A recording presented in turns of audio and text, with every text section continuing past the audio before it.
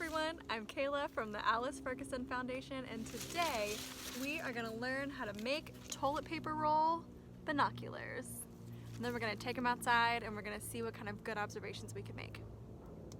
Here's what you'll need: 2 toilet paper rolls, some string, and some scissors. And then whatever you want to use to feel creative. Paint, markers, stickers, colored pencils, anything you want. Today we're going to use construction paper and washi tape. Alright, let's get started. So first I measured out my toilet paper roll on the construction paper. Used a ruler to make it a straight line, but you could use any straight edge. Cut that, and then of course I had to do it one more time so that I had enough to cover both of the toilet paper rolls. So then I rolled those up, cut off the extra, and now I'm going to start decorating using my washi tape. My washi tape also second as a way of holding the paper on my toilet paper rolls. So now I'm just wrapping it around to keep them together, and then I'm poking little holes in the side so I can put my string on, so I have a way of carrying my binoculars around my neck.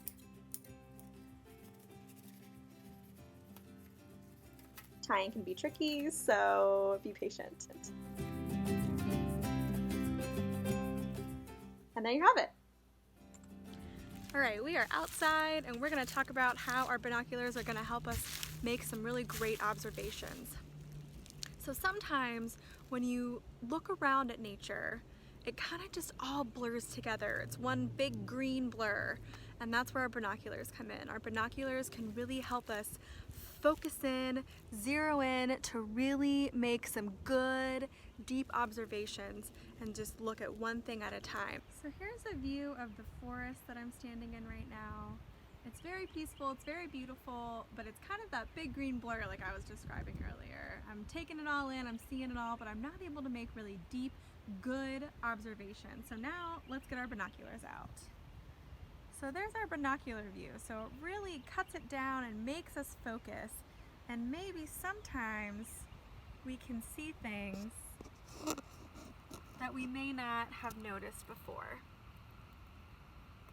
So now I'm going to give you a few questions that you can ask yourself to turn those focused observations into really deep, meaningful observations. So the first question is, I notice. What do you notice about this object? These are just descriptions. I notice this object is green. I notice this object has a rough surface. The next question is, I wonder. What do you wonder? I wonder why the surface is rough. I wonder what is the purpose of this item. I wonder. And the third question is, it reminds me of.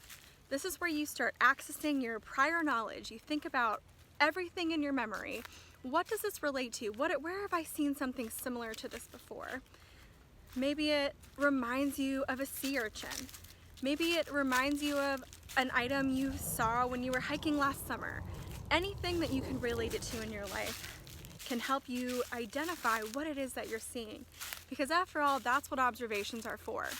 If you're able to make good, deep observations, you will have a superpower to answer all of your own questions just through the power of observation.